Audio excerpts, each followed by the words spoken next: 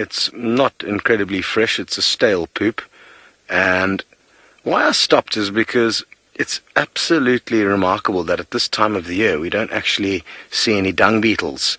There's a spider and a few ants and a few little flies buzzing about, but there's not nearly as much activity as there ordinarily would be on a summer when we get the rainfall that we require here. And the reason for the lack of insects is directly related to the lack of rainfall. So I'm hoping that there are some late rains that gives the insects a chance to come out and do their business. But at the moment, oh, nice big jump from the spider there. I'm not sure if you were on it when it jumped. What an athlete.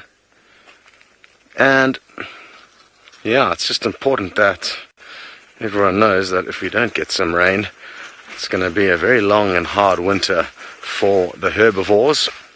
So let's hope that that changes.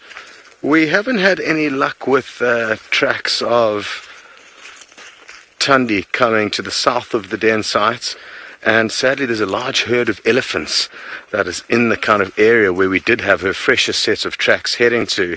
They should have came out. Okay, we need to rush you back to Noel. Hopefully they're going to mate. Alright everybody, they're up a little bit. I'm just trying to move to see if we can catch them in the act. And it looks like, oh, really?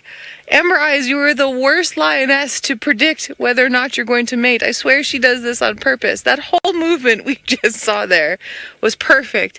Any other lioness, that would have resulted in a mating. I'm so sorry, everybody. Scotty, I'm sorry for pulling you away.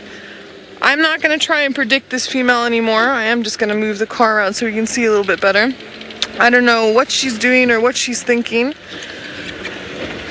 I'm sorry, everyone.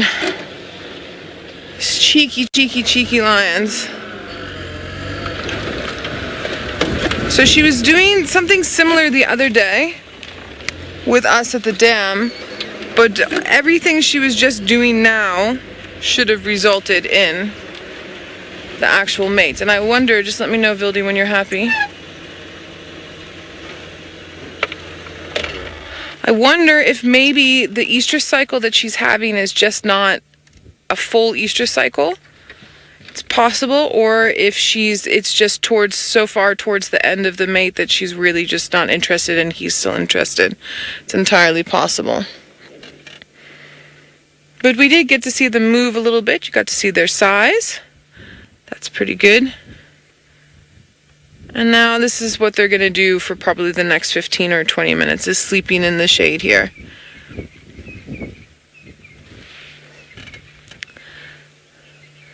Alright, so let's head on up to Taylor, who I hope is still with her lions in their trees. That's very interesting behavior as well.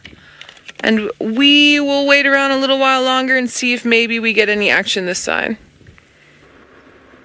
We've actually decided to leave them because all the lions came climbing out the tree and then they were laying in the long grass, so we couldn't really see them too well. I think they put on a sterling act this morning. So Faith, our audio is fine, our side. Sorry, I believe there were some gremlins. It's coming through fine on Manu's side, so it must be something to do in final control. Gremlins are fantastic today, aren't they? Luckily, not enough to put a stop to the lions, however. So, what I was going to tell you is, I must tell you about my holiday. I haven't even got to the good stuff just yet. So, I have to tell you how I arrived, because it was something like out of a movie. So, basically, I got a phone call saying that plans have changed slightly. I'm sitting at Wilson Airport, just about to catch my flight to Lambo, and I thought, oh no, I'm not going anymore. I'm going to be told to stay in Nairobi, and then I was getting sad. Anyways, and she's like, and Elka was like, don't stress, I'm sending a boat to pick you up. And I was like, okay, cool, whatever, that's fine. So I arrive on Manda Island, and if you get to Lamu, you have to take a ferry or a boat. I mean, anyway, so we're going. No one will tell me where we're going, and they're going, and that's that hotel, that's the ponies, that's where Elka and Jar stand, pointing out. And I'm like, okay, cool. Why are we not going there? And I thought I was going to be kidnapped. Older people have no idea what's going on, panicking slightly, as you can imagine.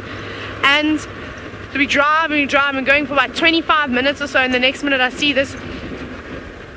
Sorry, I believe the gremlins are attacking me through my story. They're very rude. Anyways, so the gist of it is we come around this bend, there's no one else, and there's this huge catamaran just there, and there's this blonde girl jumping up and down, waving her arms. So how cool is that, to arrive at a destination that you've never been to before, to spend the night aboard a massive catamaran where we swam, then we tried to fly a kite, and that was quite funny. You all would have had so much fun laughing at me because I used my face as an anchor. It's so great. We were practicing on this kite in preparation to do what do you call it? Kite surfing. And so I'm playing with a kite, hopeless, absolutely hopeless at doing it. And the next minute the wind picks me up and off I go, and I land face first into the sand and ski along the sand. I went through some sticks. I now have another edition of cuts that is pretty much the width of my torso, which is quite cool, but it's healing, but it's okay. But it was very funny. Everybody was crying with laughter. I was even crying with laughter. I just wish someone had caught it on video because it would have been very funny to watch. Oh, let's take this road. Where does this go, Manu? I haven't been down here for a while. So I had such a fun holiday. We did all sorts of exciting things. I got to swim with wild dolphins. We found some dolphins. We went out, just bouncing around, trying to not get sick. And and we saw all these dolphins swimming. So of course everyone was like, right, everybody else grabbing masks and snorkels and trying to put our fins on. So we all dive in. I'm trying to not get sick because I get horribly seasick, and I jump in, and then of course I forget about being nauseous, and we swim around. I thought it was maybe for like 20 or 30 minutes, and then Elka said to me no, it was like 40 minutes to an hour that we got to spend. They came round and round us. It was so cute. They were so playful. It was really amazing because I've never ever swam with wild dolphins before, so we did that. Then I took, once all the adrenaline had worn off and the dolphins had eventually swum away, they got bored with us, I turned back and looked at the boat, and the boat just did this in the water, and that was the end of me. Then I was sick for a while. It was so great. Now Snazzy, you're wondering if I brought you back any gifts or photos. Now most of you that know me well enough know that I always bring back things that I find on the beach, and I did. I had collected so many seeds, and I was going to bring back some fruits and things to show you. And however, the day that we were leaving Lamu, I was like, why are there so many ants? Because I put all the fruits and things I'd collected. They were still in their pods though, in my handbag, and then the ants got to them, and one of them were tamarind seeds, which was really nice. There's so many wild tamarind trees. And then there was, which was quite cool, it would be nice to have a look at, but sadly I had to throw everything away because they were covered in ants, and I didn't have enough time to collect them. But look, we found my next favorite thing in the whole wide world: elephants. Hi elephants. Let's get a little bit closer. Oh no, hang on, there's quite a big bull. Are you being a bit rowdy? No, he's a youngster. He's a little bit boisterous. So I'm just going to roll on into the elephants. So anyways, I had the most amazing time at the beach. It was so beautiful. I even had such a fun time in Nairobi. I got to play with Great Dane crossed Ridgeback puppies. Can you imagine? 3 of them. By the time I'd departed, I was terrible. In fact, actually, you might still see some of the marks on my pants. We'll see if we can find some dog paws for you. They'd been playing in the mud and then, of course, wanted to play all over me. Well, here we go. A herd of elephants, which is lovely to see. I see that they're not in the marsh, though. Maybe they're on their way. I have to catch up with all the animals and what they've been up to. But it is very, very pretty with that haze around. And I can hear some hornbills. What are you, trumpeters, or are you black and white cast hornbills? We can't see them just yet, but you can hear that wah, wah, wah, wah, wah, wah, wah. Sounds like a baby crying. So we'll wait for them to fly overhead before we try and identify them. But a very relaxed herd of elephants, all just grazing, pulling up the grasses, munching on it. Actually, it's very, very, very nice here. The birds have just started tweeting quite a bit, so I'm going to sit quietly so you can all have a little listen to the sounds of nature.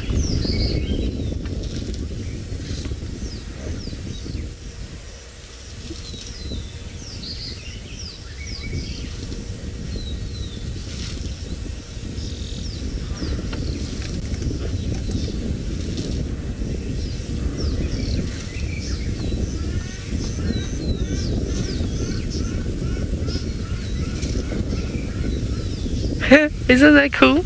All the different birds calling. I love it. I think it's amazing. Tweety, but you've said that you think the elephants look particularly happy today.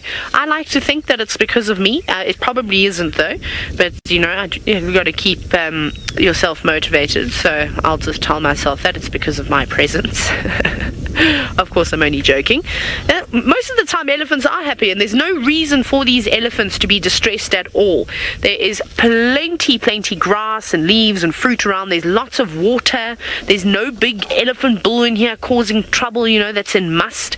So they should be happy. They should just be completely content with everything that's around them. But there's lots of small groups, and they're all on the move. It actually does look like they're marching towards the marsh, where they will frolic about for most of the day, and I'm sure we'll spend a bit of time with them a little bit later. There's also a little yellow-throated longclaw just down here in the grass. Man is the king of spotting these things, and this is what the lion was trying to chase earlier as well. Beautiful yellow-throated longclaw. Just going about its day too amongst the feet of the elephant, hoping to catch one of those insects that are going to be kicked up. But you can also see the nice dew. Woo! Shot off there. Obviously saw something. They're quite quick off the mark, these yellow-throated longclaw. Actually, a lot of the birds that feed down on the ground, and I suppose you have to be quick when you aren't catching insects on the wing. You don't need to be able to do these fancy maneuvers and turn on the spot. But you've got to be able to propel yourself forward quick enough to catch those grasshoppers as they expose themselves, trying to flee you. Look how busy it is, hey? That's incredible. Those birds' eyesight must be absolutely spectacular. That was a good one. The way that it's able to move so nimbly over all those grass. Remember, longclaws do have specially adapted feet to be able to move quite easily on the grass, so they have an upper hand there, whereas a guinea fowl or something would have to push through it. And oh my goodness, you're winning. You're getting all the things. But its head is just moving around, looking up, looking down, left, right. Constantly seeing. Yes, Nikki says we're getting some live kills here. We are indeed. Hey, what a way. Lions up in trees, happy elephants, and yellow-throated longclaw that is helping control the population of grasshoppers. And this one is doing a very good job on its own. Let's hope that the others aren't as talented as this yellow-throated longclaw, otherwise the grasshopper population is going to be in a little bit of trouble. And you can watch them for hours and hours and hours. I love doing that, sitting and watching the birds. Especially something like this. It's like watching the secretary birds and the southern ground hornbills also moving through, trying to capture all the little delicious treats. You've stopped for a moment. Why have you stopped? You were on a roll just now. Perhaps it's full. I can't imagine its crop would be able to fit much more in. So it's good to have a little break every now and then. Carefully looking for its next. Now, Lisa, would you like me to repeat the name of this, because perhaps my accent is horrific, and it is. I do apologize for that. I'm sorry that I was brought up in the Eastern Cape of South Africa, and that's the accent that that has chosen me. It is a yellow-throated long claw. So the long claw actually describes its one toe, and sometimes you're lucky enough to see it. We actually had a great sighting one day of a yellow-throated long claw sitting quite close up on top of a tree just next to us, and it exposed its toes. Let's see if this one will do that. That is a huge grasshopper. You're not going to be able to fit that into your mouth. Oh, you're just going to take it apart one leg at a time. That's a fair enough way to do it. And I would imagine you'd have to be careful when you're eating a grasshopper, because on the back of a grasshopper's legs, and we've seen this many a time underneath a microscope, you see all those little spines, and I wonder if they could get stuck down their throat.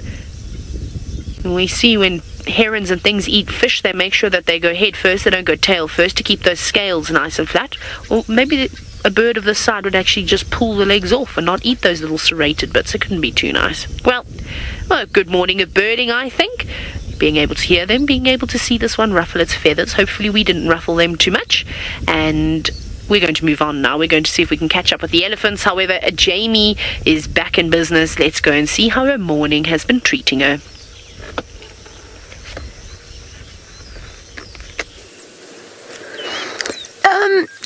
safe to say that the morning has been very, very gentle to us, but also very, very quiet. No, there's nothing around the salt lick this morning.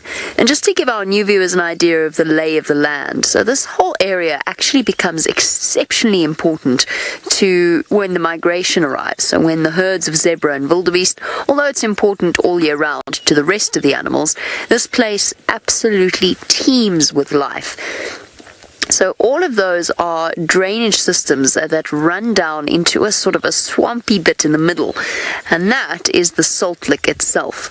Well, the salt lick is basically an area where there's a great collection of minerals, salt essentially, well, salts chemically, and those sort of chemicals dissolve in the water as well as enriching the soil of this particular spot.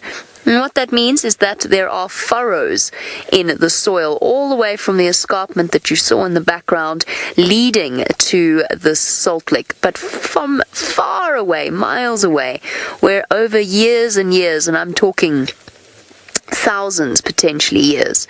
There's the other vehicle looking for the leopards. The animals have been trekking all the way from the border with Tanzania down to the salt lick where they can replenish their minerals. There you go. That's the main body of the salt lick over there. There's a pride of lions that capitalizes on the return of the migration, the salt lick pride. The leopards probably do too, especially that salt lick female. So what you're looking at is the salt lick itself. It's not a giant block of salt that's been left out, which I think it's slightly deceptive when we talk about the salt lick. I don't think many people have the picture of the swamp in their minds when we say the word salt lick. Unfortunately, while my patience has not run out, my time has. Now, I'm going to have to leave this area. I've been searching for the leopards. There's not much else to keep you entertained with around here. So what I'm going to do is I need to get towards the gate. I'm going to drive all the way to the Tanzanian border. Hopefully, the 2 male cheetahs are somewhere around there as well. That's what I'm hoping for. The border boys, potentially also one of the female cheetahs, even one of the female cheetah with cubs. We're going to go and move our way towards in that direction. We'll drive along that southern boundary. There are, of course, no fences. It's not a big wall between Tanzania and Kenya. Vast open spaces with markers to tell you when you're in Kenya and when you're in Tanzania. Not that you should be. Right, so as we continue on that journey, let's send you all the way back across to Noelle in South Africa, who is on a journey of her own. Let's find out where she's going or if she has any plans. Sorry everyone, I came undone. Excuse me there. There we go. Now I have comms again. Sorry about that. So our lions went into a very difficult area to see, and it is getting very hot. So we decided to move on and go look for something else. I'm just going to take these spider webs off the camera. There we go. And see if maybe we can pick up on some leopard or maybe some more elephant, maybe some warthog. You never know what's out and about today.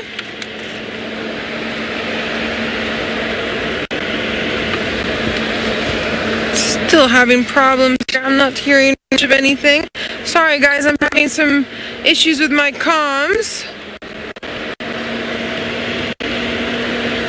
No, I'm not picking up anything. Sorry everybody, I'm really struggling here, but I can keep chatting away and see if that works.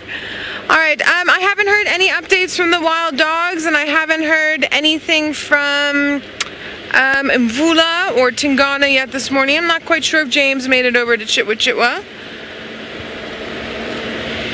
And I haven't heard anything on the sticks for a while.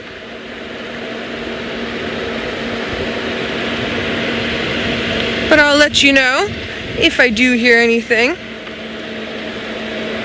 And Nikki, I'm so sorry if you are trying to send me through any questions. I really can't. I'm struggling here.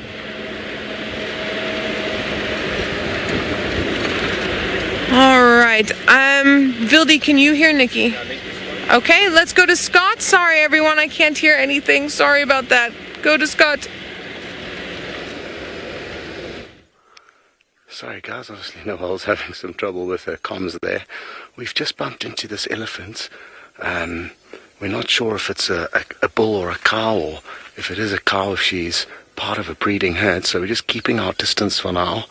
The wind is in our favor for the time being, but rather than rushing in, just rather try and establish what's going on here.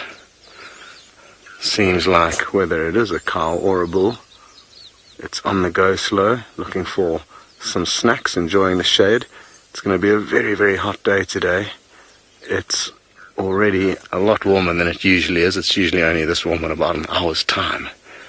So, I guess that's why the ellies may be camping out in the shade. Let's see if we can creep a little bit closer. We'll go back to the left, keep the wind in our favor. As you can see, the wind is blowing that way, so we'd rather approach from downwind of that ellie and try and get a better idea of how many more there might be around. There's so many elephants in this area at the moment, and it's one thing that I really love about elephants. They are territorial, so they can very often surprise us in how often or how many of them can be on the property at any given time. It sounded like Steve had an incredible sighting yesterday at the Chitwa waterhole with about 150 elephants.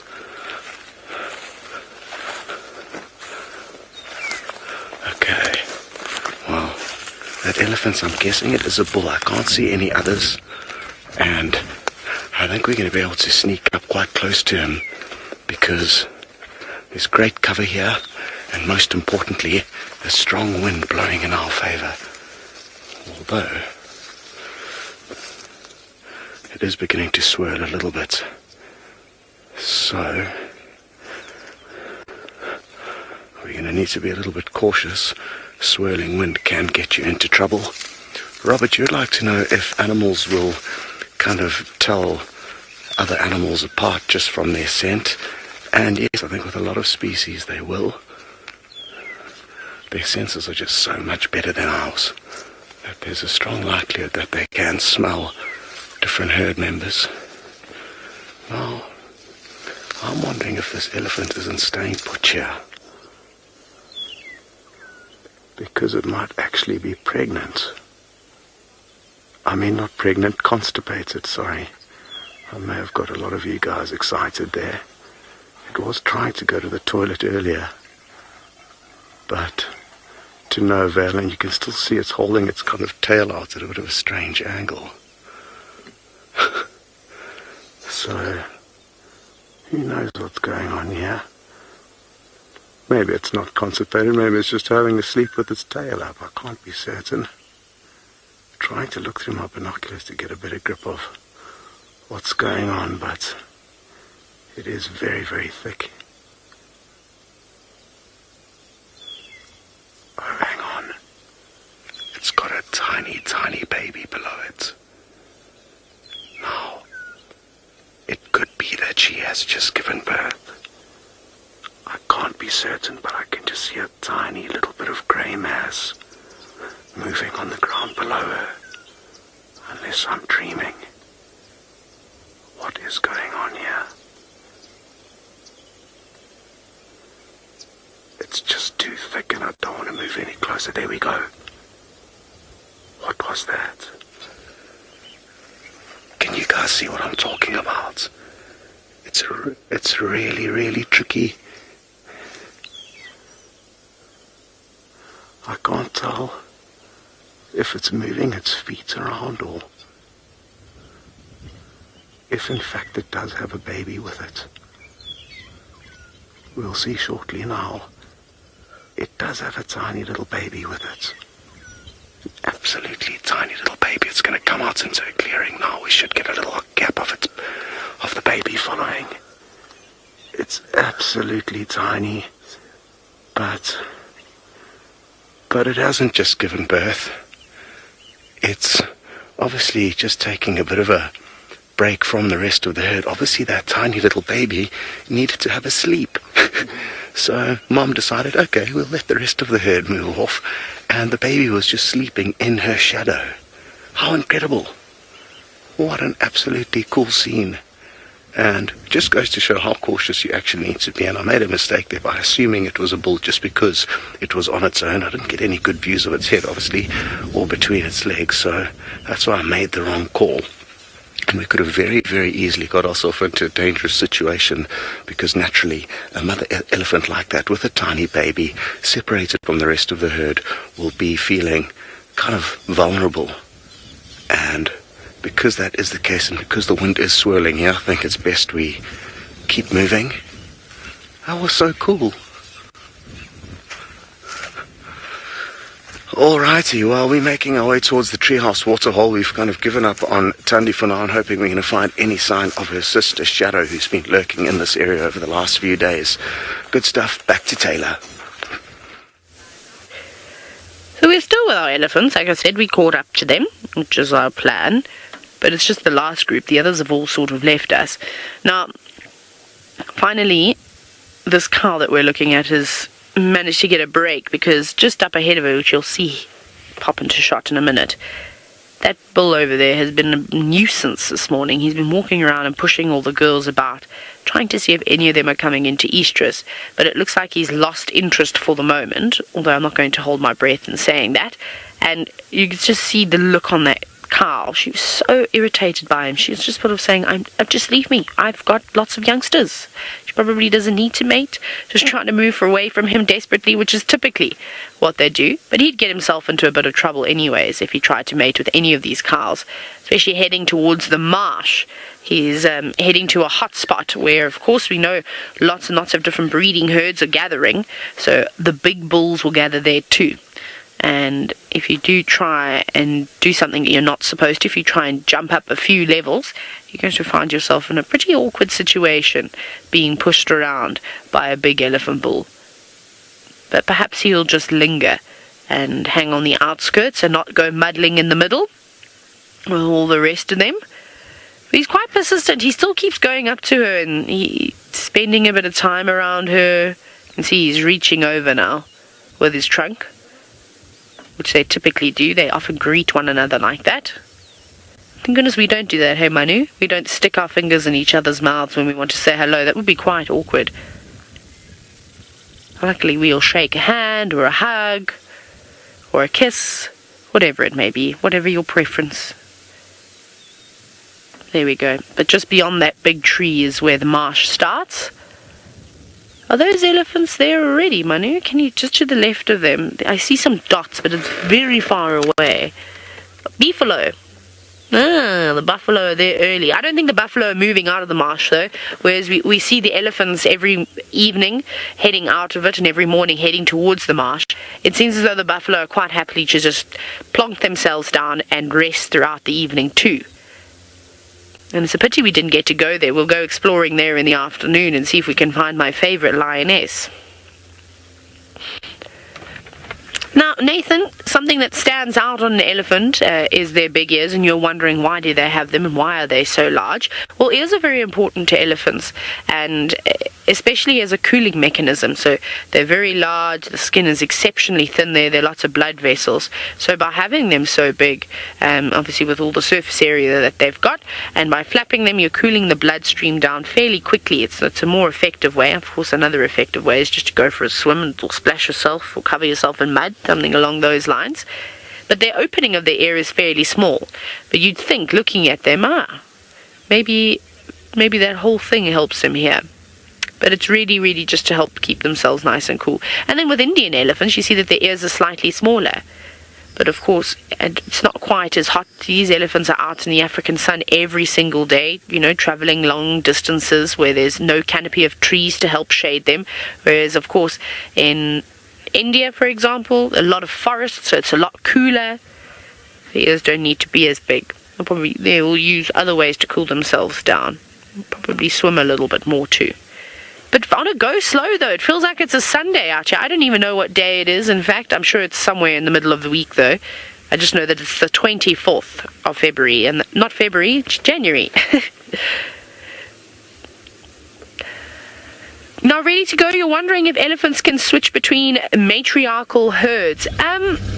Not necessarily. So typically elephants well, what happens is that they're born, obviously, and they will stay together. So the females of that herd will live together.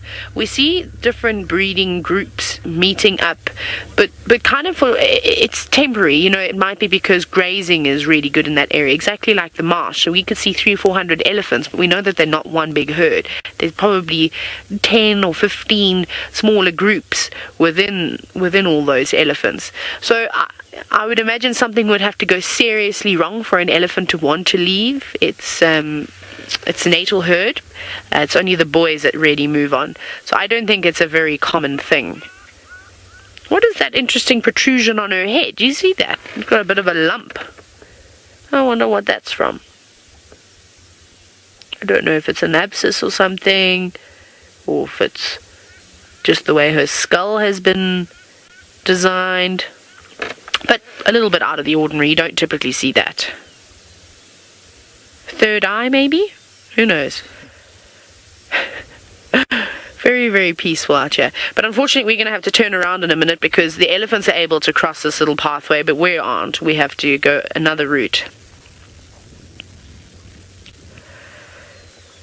Now, Jeff, you're wondering if an elephant in captivity would be able to live in the wild. I'm sure it would be able to. I mean, they know how to use their trunks.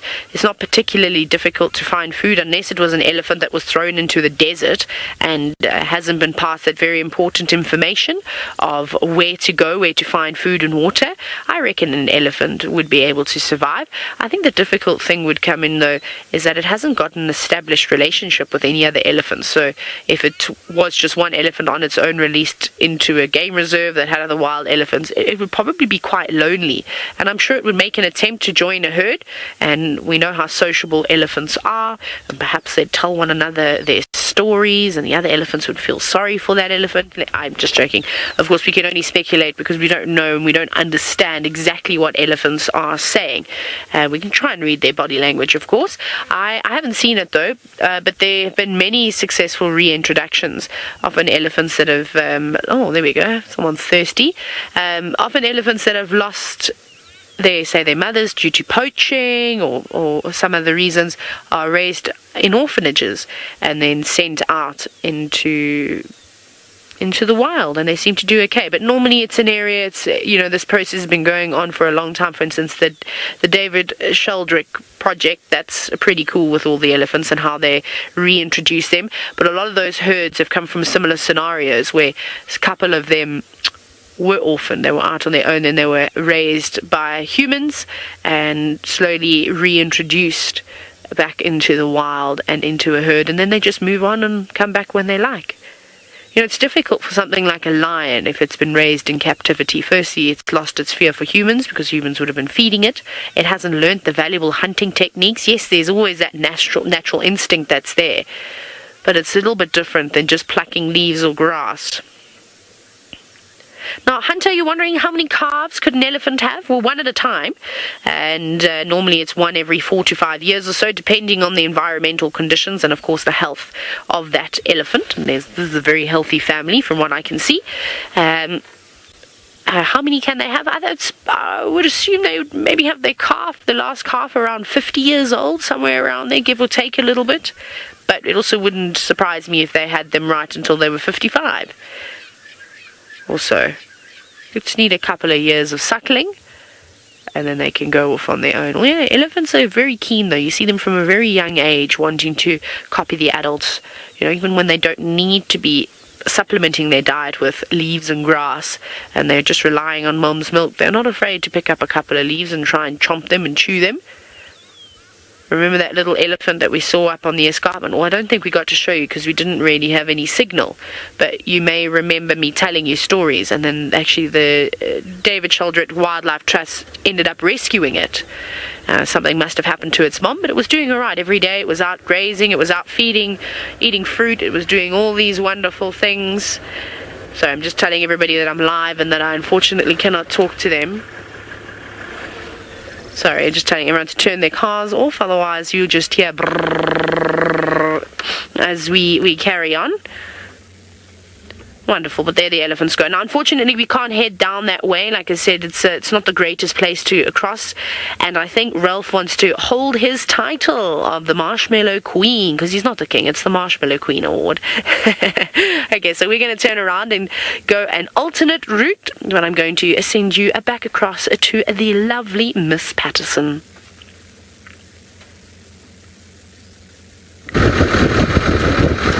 The lovely Miss McCurdy. It's so nice to have her back with us once again. Even if she did get to go swimming with wild dolphins and live her life on the beach, we're all happy to have her back ensconced within the team. It is really lovely. So we're just driving along now. I'm thinking about how much this landscape changes when the migration is here and when it isn't, because it is devoid at the moment of life. Even the bird life is very, very quiet. I've seen the odd kite ducking through, obviously grabbing insects, but otherwise it's just fields and fields and a herd of buffalo really far away. I can see a herd of buff. Is that that is a herd of buff. It has to be. It certainly isn't a herd of wildebeest. A herd of buffalo all the way over there. Is that buffalo? I can't even see. Must be. There we go. So a herd of buffalo are around about 1 kilometer away. So just under a mile. I think it's a herd of buffalo. It's certainly not a herd of wildebeest, unless they are very confused. They've still got a few months left in Tanzania before they start heading back in our direction. Okay, well, we'll travel towards them. Unfortunately, I'm stuck in the middle of a series of roads that will take me into no signal. But I'll try get to them as we go along. And don't forget, hashtag Safari Live is how you can get a hold of us.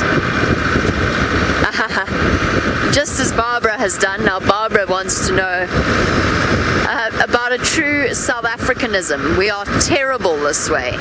And Barbara wants to know what just now means. So in South African, I don't know how else to put it, in South African English, just now doesn't mean that it happened a little bit in the past. It actually means it will happen potentially a little bit in the future. And every South African will know what you mean when you say, I'm going to do it just now. But there's no definable time period. It's defined by the circumstances around it. So if, for example, I am busy typing an email and somebody asks me to do something, I'll say, I'll do it just now. And then, of course, there's now, which is, I think, slightly more indefinite in the way that I interpret it. I'll do it now. You know, now. And then in a little bit, or you sort of have defined periods of time, but I don't quite know how to explain the definition of those defined periods of time to you.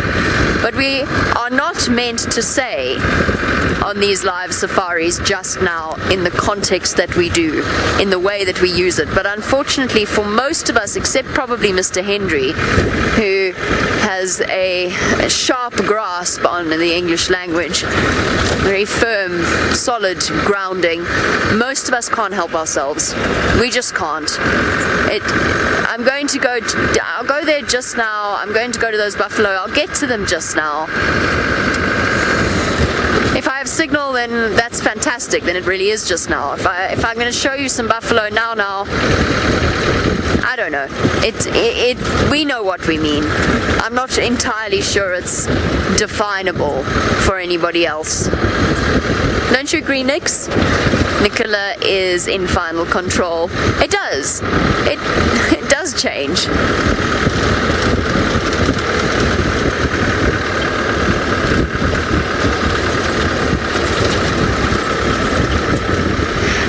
You want to know if there are any rhino to see. There are. They most definitely are. The lovely thing about being in the Mara is that we do actually show rhino on our live safaris, which we don't at the present moment in South Africa. So we were so excited when we got here and we were finally able to share the rhino sightings with our audience, instead of all of a sudden going, oh look, there's a bird over there, and the cameraman would wildly pan off to search for a non-existent bird while we drove past a rhino. So it's really quite lovely to share these moments with you. So within the Mara, there are only black rhino, hook-lipped rhinoceros. So this is where I am at the moment, is really bad habitat for them. It's grass. They don't really eat grass. They're browsers. So they like to spend their times in the forested areas. They do come out into the open, never say never. They do come out into the open, and they'll come out into the open to grab onto little shoots.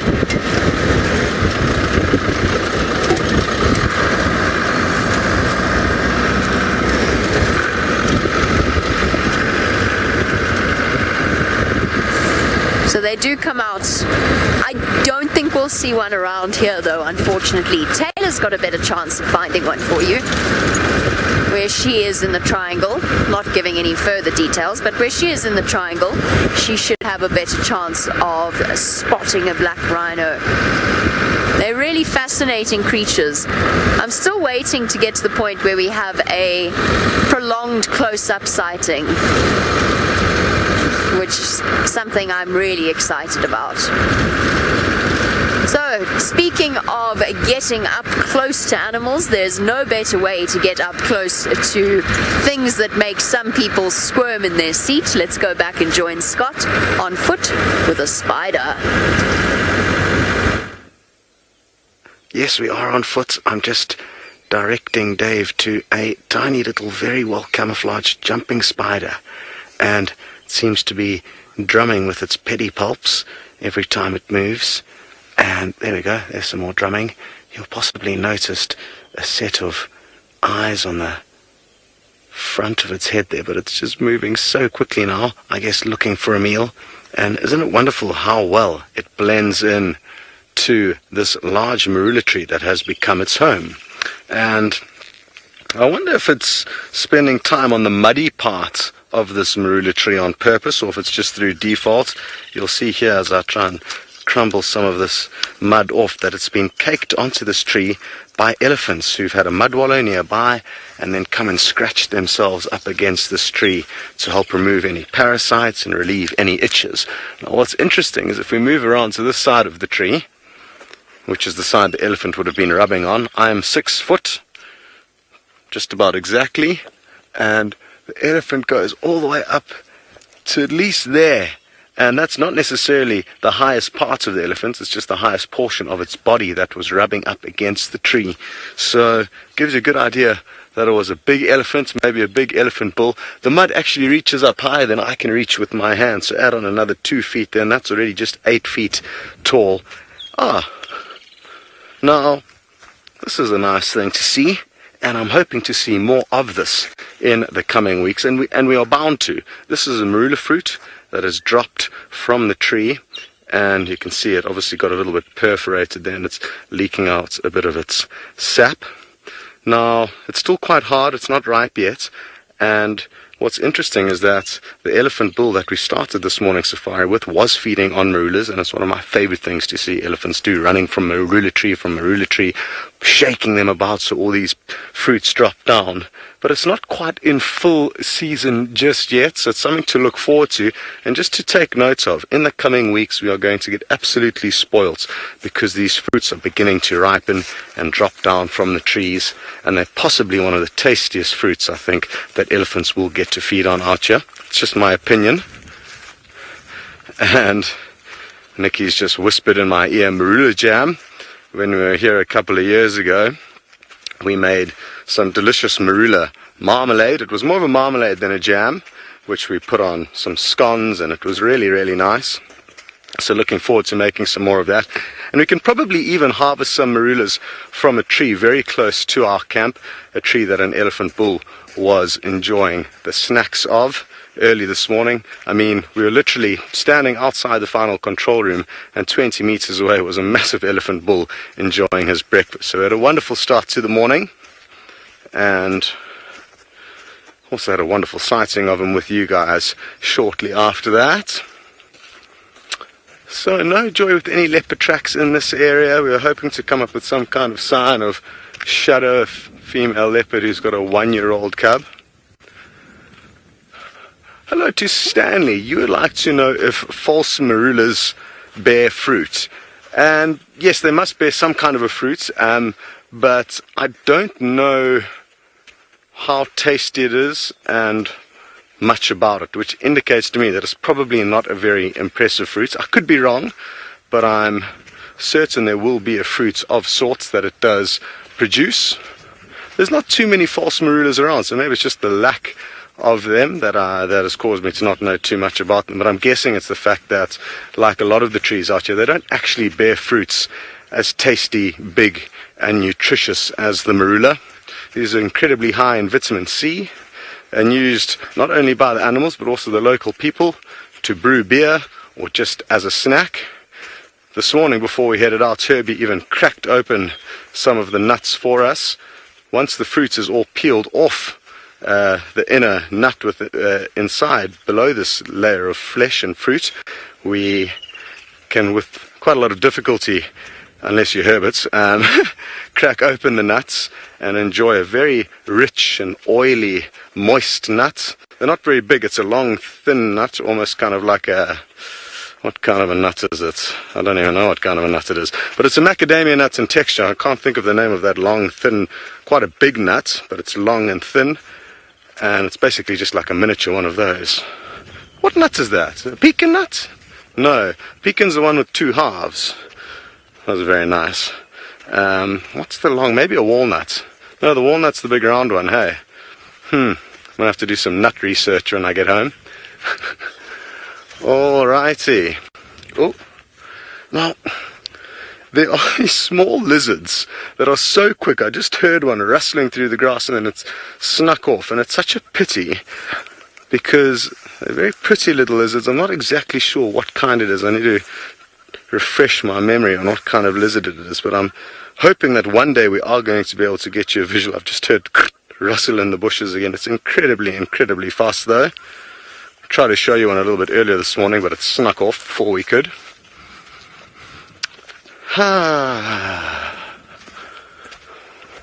Always good just to keep checking the wind. As you can see, it's very much in our favor at the moment.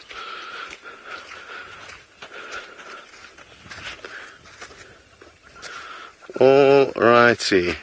Just saw a few little tracks there, just some of a family of dwarf mongoose moving through the area, and you'll be glad to know Jamie's found a far larger carnivore than a dwarf mongoose. I found something, I'm so excited. I managed to find you something. I didn't get all the way to the buffalo, which just goes to show, never make promises. So we found a pair of very sleepy lions this morning. They've obviously had a long night, and they appear to be sleeping it off now. Out in the sun, because it has been a chilly start to the morning, and I think they're enjoying a little bit of a sunbathe, warming up those muscles. Just the 2 of them. Most likely where we are at the moment would suggest that they are the part of the Egyptian goose pride. And why we've got one young male, I mean, we know that there's young males with the Egyptian goose pride. We've only got one young male and this female here, who is curled up looking very contented and very comfortable. Apart from when they are in trees, like they were with Taylor, I'm pretty sure that nothing can look quite as comfortable as a lion. I think those of you with pet cats will be familiar with that magical ability that all members of the cat family have. They all share it, that ability to just look comfortable.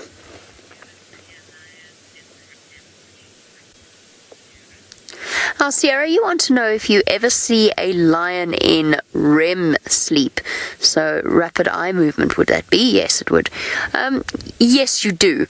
They do go into REM sleep, and most of the time they are not in any kind of deep sleep phase.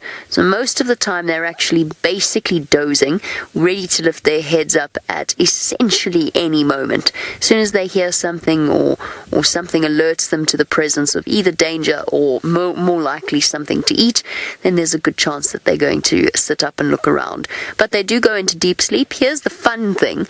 I've seen them dreaming, properly dreaming, twitching, running, like your cat or your dog might do, dreaming about chasing who knows what or what they're thinking about. Do lions dream of chasing buffalo? Do they dream of when the return of the migration might happen as a time of plenty? Is that something that they think about? Or do they have nightmares that the tables have turned and that they're actually a small, fluffy, helpless animal being stalked by a great hunter? Who knows what lions dream, but they definitely dream. They also snore on the odd occasion. And I remember vividly when I very first started here, watching the Matimbas snoring, quite happily. It was Hairy Belly and Ginger on Arethusa, snoring away, and we had a question about whether or not lions snore, and we were actually able to listen to them, well, snoring. So yes, they do. They sleep obviously far more than something like an elephant, which sleeps the least out of any animal. And we've essentially had a lion and elephant themed morning. Elephants sleep the least, and lions come close to sleeping the most out of any animal out here. They're very, very good at it. Experts, one might say. I just wish we could know what they dream of. Do they dream silly stuff like we do? Or do you think that they're... I'm going to try and say this nicely. When I say they lack the mental capacity, I don't mean that they are stupid. I mean, do they lack that sort of imagination because there's no room in their minds left for anything other than survival instinct? Or do they have traumatic dreams about going to school and writing an exam without knowing anything? I don't know. But speaking of the nightmare they might have, we don't know what lions dream about, but we certainly know that Duiker dream of escaping lions and leopards. So amazingly, we have a Duiker who sat still, or stood still, as I say, for long enough to get it on screen, and nicely. It's very, very hot at the moment. Well, I say very, very. It's warm. It's exceptionally warm with a nice little breeze. So I think this little male Duiker has found a little shady hiding spot that it is happy with and doesn't want to move. So is okay with us sitting here for now. Normally they would have moved off by now. This is a full-grown male. He's got actually a really nice set of horns on him. And that's as big as they get. Just about to the tips of the ears. Looks like, Nikki says it looks like one is broken. Sorry, I've got a little bit of glare on my screen. Oh, it is. Probably from fighting. Oop. And then there we go. But we managed it. We managed a good Duiker sighting. Absolutely fantastic. I like it. So Duikers are known to eat meat sometimes. They are browsers, they eat leaves, but they are known to eat things like lizards. Lisa, you're saying what a little beauty. That's true indeed, Lisa, and I'm happy that I can hear you when you're asking those questions because my comms are now working again. Yay! Who knows what happened? The Tokolosh came. The little gremlins were here. I feel like it wants to rain. Not right this minute, but the weather is it's windy and we've got these wispy clouds that are pulling through and it got exceptionally warm. So I'm hoping that we get rain this afternoon. We really, really need it. We drove past Djuma Pan earlier and the dam in front of the lodge and it's basically empty. So that's very scary. Now, our friend that we've had this morning who came to eat marulas while Vildi and I were getting ready. I can see him under what looks like a marula tree in the middle of quarantine. So I think I'm going to try and drive around and get towards him, and we'll go and have a look and have a good view.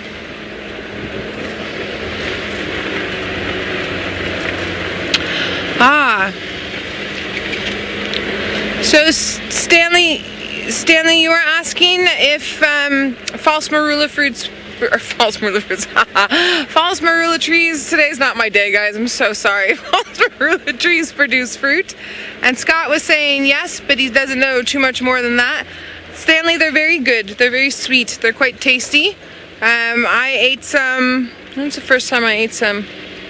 A couple of years ago. I was up training some guides and we had false marulas and we were popping them in our mouth. They're good.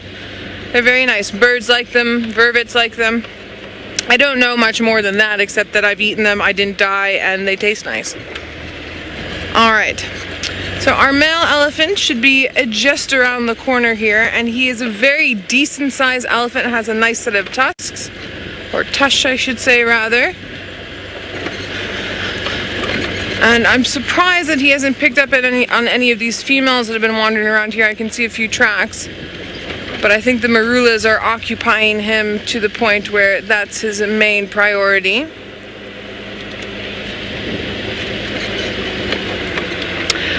Just say the viewer's name one more time for me, please, Nex.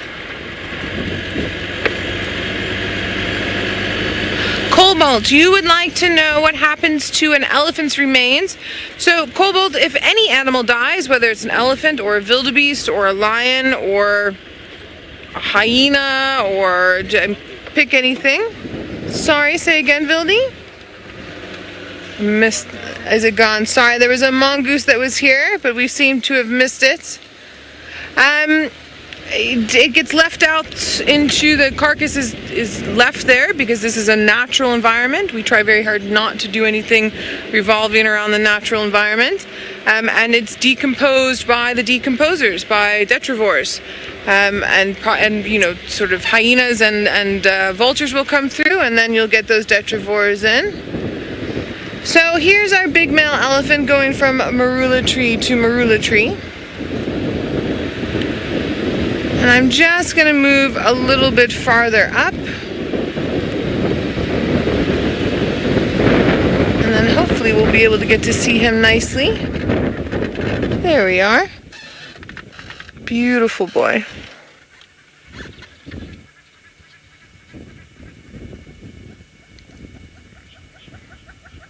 And he's not far from camp.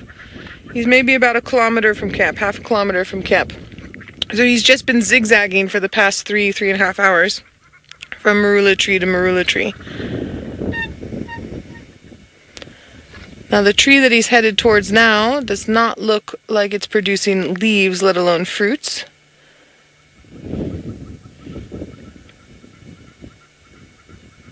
And he's doing this all by remembering which trees were good and also using the scent. Especially rotting marulas have a very, very sweet, sweet scent. Let's see if we can come up and around to the middle here.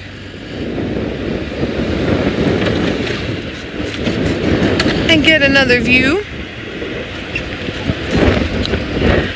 Nikki, we kept losing comms and I'm not hearing you, so do we still have comms?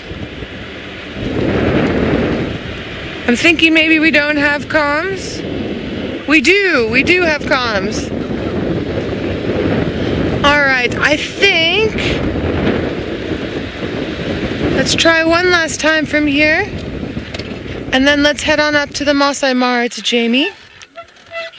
To have a look-see at, I believe she still has lions. Have a look-see at her lions.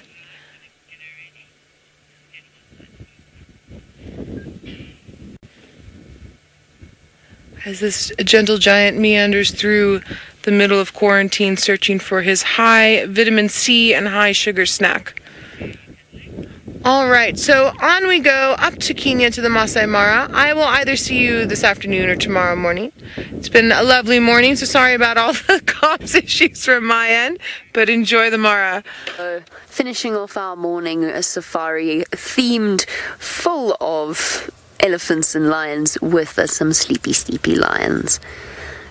Now, hopefully, as the grass, when the migration returns, we'll actually get to spend more time with the Egyptian goose pride, because we really don't know very much about them, apart from their name, which one has to admit is truly a spectacular name for a lion pride. The Egyptian goose pride. It is, of course, named after the Egyptian goose area that we are in, and that, I presume, was named after some famous Egyptian geese. I could be wrong about that, though. Not entirely sure where that all unfolded from. Now, don't forget, and now we have to repeat after me, it will be on Sunday the 4th at 10 p.m. Eastern Time. We will start our Safari Live primetime series. I hope you are all very, very excited. Our regular viewers who are not in the States will be able to watch it on the internet as per normal. And for those viewers in the States, you can play Safari Live Bingo. Who knows, maybe the pineapple will even make a reappearance. You just never know. So remember, natgeo.com is the place you can visit to find out more. Don't forget to add the /Safari Live, because I just did. And for viewers in the States, you could win a trip for two to Africa. Very exciting, very, very exciting. And on that exciting note, we are coming to the end of our sunrise safari. We've had lions in trees, we've had Ellie's drinking, we've had one spectacularly failed search for the mating leopards. When you next see me, I will be, presumably, if I can find them, with some cheetah on the other side of the river. You'll have to stay tuned to find out which cheetah it will work out to be. So a big thank you to the team in South Africa, as well as, of course, the team here in the Mara, and most importantly, a big thank you to all of you. I am not getting a countdown anymore, so I assume we're around about 5 seconds. I hope that's the case. Bye-bye, everyone. I'll see you this afternoon.